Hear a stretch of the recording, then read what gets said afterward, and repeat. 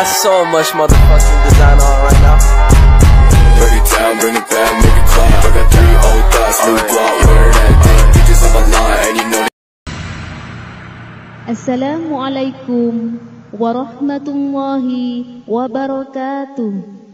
Hadirin yang berbahagia, marilah kita saksikan bersama sebuah kisah seorang wanita waliullah yang mengabdikan dirinya kepada Allah Subhanahu wa Ta'ala.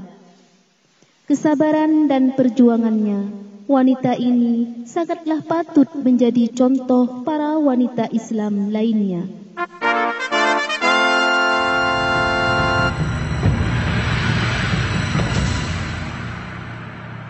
Di negara Irak, tepatnya di kota Basrah, hiduplah sebuah keluarga yang teramat miskin.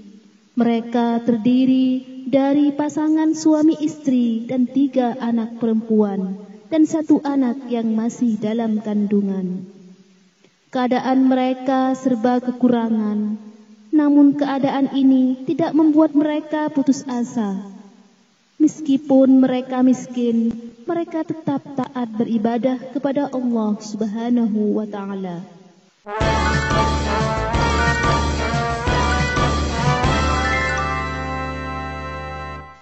Pada suatu malam, lahirlah seorang bayi yang cantik dari pasangan suami istri yang sangat miskin.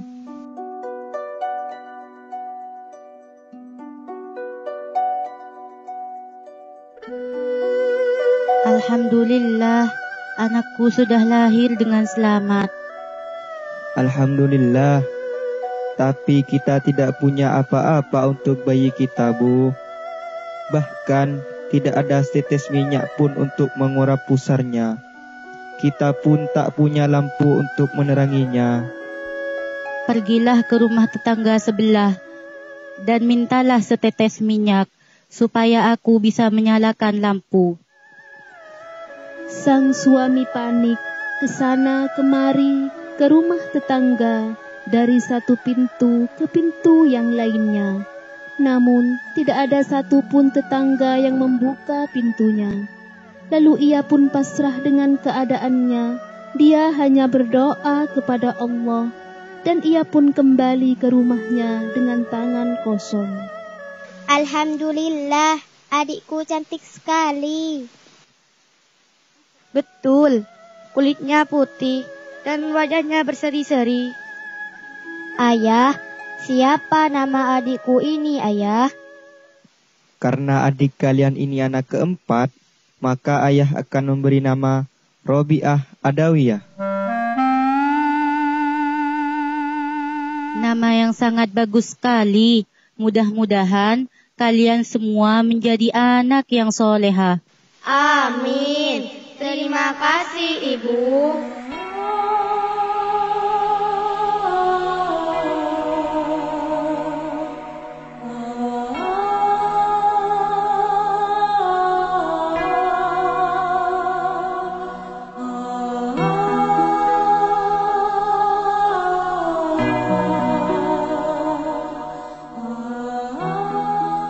Malam semakin larut. Ketika sang ayah tidur, ayah Robiah bermimpi bertemu dengan Nabi Muhammad SAW. Dalam mimpinya, Rasulullah bersabda, "Janganlah bersedih wahai Ismail, anak perempuanmu yang baru lahir kelak akan menjadi seorang wanita yang suci dan agung. Besok, kirimkanlah surat kepada Isa Az-Zadan, gubernur kota Basrah. Ingatkanlah kepadanya, biasanya ia membaca sholawat setiap malam kepadaku dan setiap malam Jumat sebanyak 400. Kemarin adalah malam Jumat, tetapi ia lupa membacanya. Sebagai penebus kelalaiannya, ia harus membayar 400 dinar kepadamu."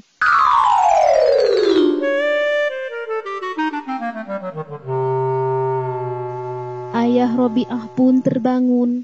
Tak lama kemudian ia menulis surat dan memberikan kepada gubernur kota Basrah.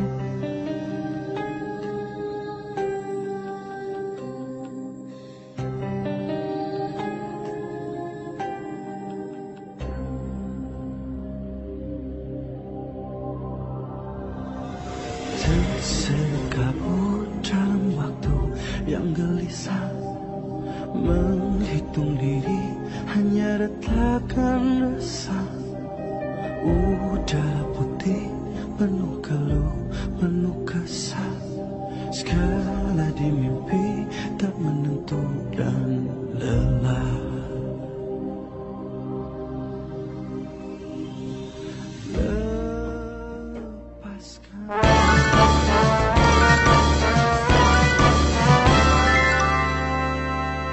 Assalamualaikum.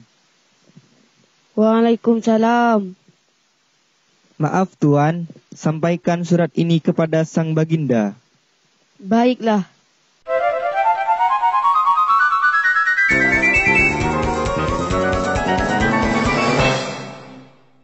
Maaf Baginda, ini ada surat untuk Baginda. Tersekabut dalam waktu yang gelisah, menghitung diri hanya retakan resah. Gubernur menerima surat dan membacanya. Ketika ia membaca, ia terharu dan mengeluarkan air mata. Astagfirullahaladzim.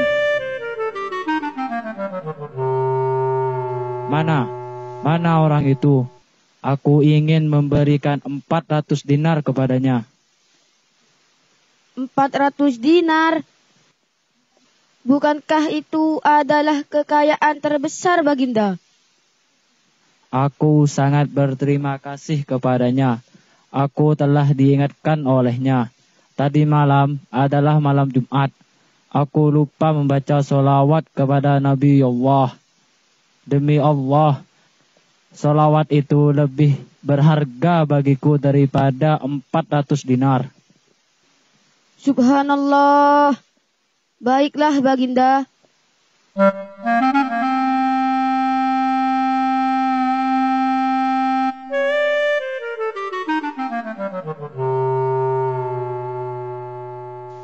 Ambillah keselamatan bagimu dan keluargamu. Terima kasih Baginda.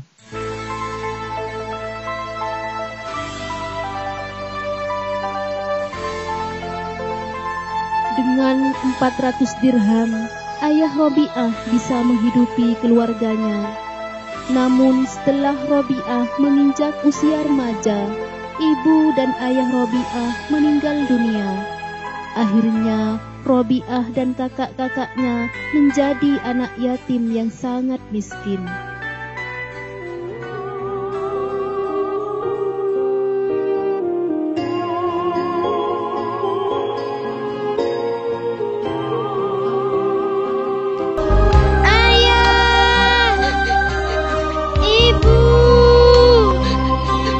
Begitu cepat kau meninggalkan kami.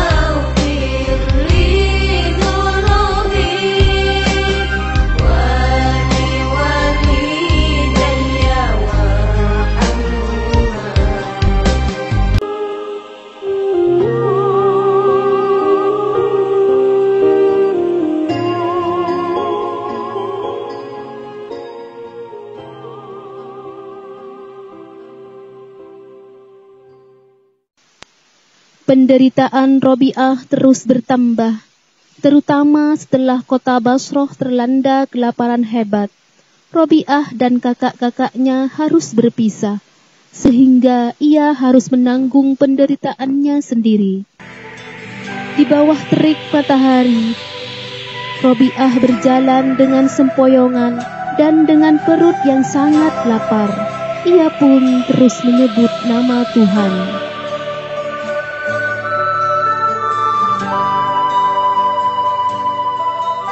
Ya Allah, Ya Rabb, kuatkan langkahku ini. Ketika Robi'ah sedang berjalan, ia bertemu dengan dua orang laki-laki. Tangan Robi'ah pun ditarik oleh laki-laki itu dengan paksa.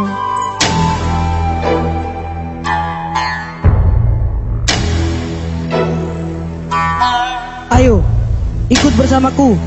Tidak, tidak, tidak. Tolong, jangan bawa aku. Diam, tidak usah banyak bicara.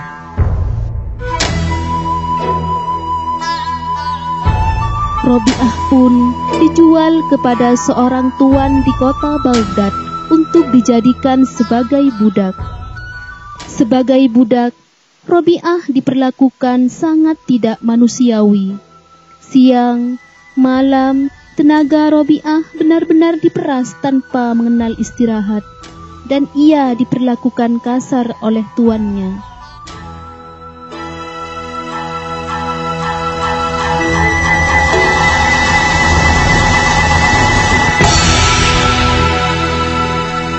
Hai budak bodoh,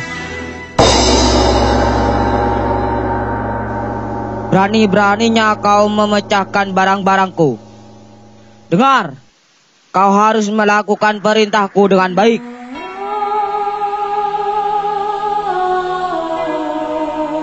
Ya Allah, begitu berat penderitaanku. Inikah takdirmu yang terbaik bagiku, wahai kekasihku.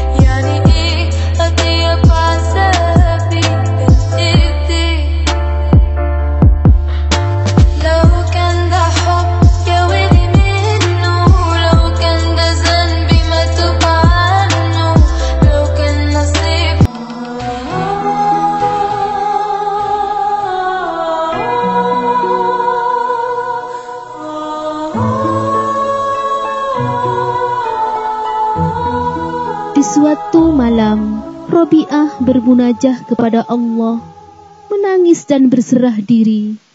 Ternyata di balik jendela kamar, tuannya melihat Robi'ah secara sembunyi-sembunyi. Ya Allah, ya Tuhanku, Engkaulah yang maha tahu apa yang ada di lubuk hatiku.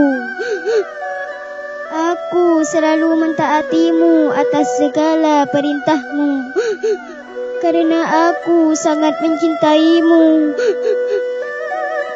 Jika cintaku kepadamu, karena aku ingin syurgamu, maka halangilah aku masuk ke dalam syurgamu. Jika aku menyembahmu, agar aku terhindar dari neraka. Maka masukkan diriku di dalam neraka-Mu. Jika aku menyembah-Mu karena demi mencintai-Mu, janganlah halangi aku dari diri-Mu, ya Allah. Tiba-tiba ada cahaya di atas kepala Robiah. Cahaya itu menyinari seluruh ruangan rumah. Lalu tubuh tuan itu merinding dan menggigil melihat peristiwa aneh itu terjadi pada budaknya. Tuan itu ketakutan dan ia memutuskan untuk kembali ke tempatnya. Sang tuan pun termenung sampai fajar tiba. Ya Tuhan, apa yang telah hamba lihat membuat hamba khawatir sesuatu akan terjadi pada hamba. Aku harus segera membebaskannya.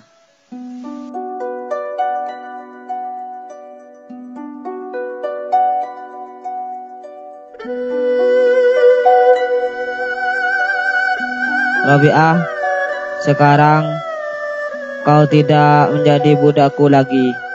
Silahkan kau pergi dari sini dan pulang ke rumahmu. Terima kasih Tuan, terima kasih. Tuan telah membebaskan aku.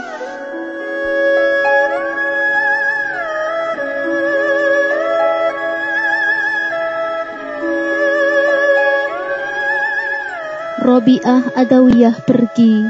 Ia pun pulang ke rumahnya yang dulu.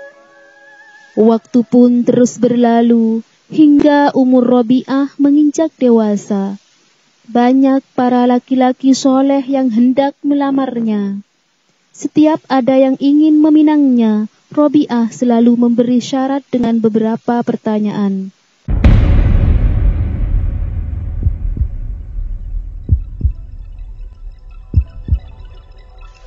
Maksud kedatanganku ingin meminangmu, Robiah. Baiklah, aku akan menerima lamaranmu. Tapi dengan satu syarat. Tuan harus bisa menjawab 3 pertanyaan dariku. Apa pertanyaannya? Aku akan menjawabnya. Pertanyaan pertama, apakah ketika aku meninggal nanti dalam keadaan husnul khotimah ataukah su'ul khotimah? Allah lah yang maha tahu tentang itu.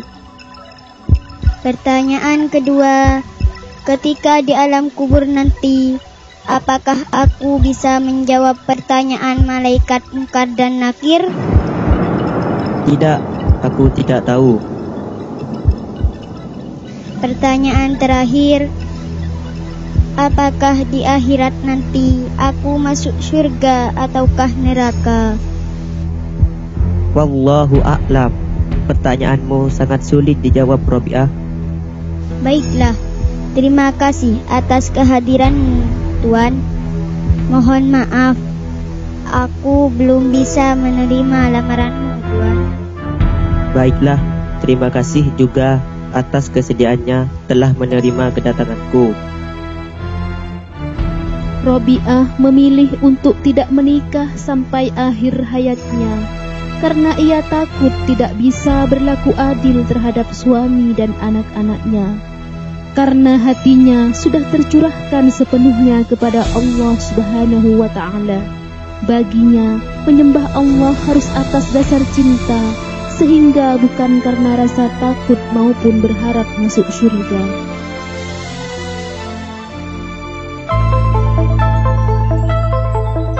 Hadirin yang berbahagia, selesai sudah kisah seorang waliullah, yaitu Robiah Adawiyah, yang merupakan salah satu ulama sufi yang mendapat karomah dari Allah Subhanahu wa Ta'ala. Terima kasih atas segala perhatian. Mohon maaf atas segala kehilafan. Wassalamualaikum warahmatullahi wabarakatuh.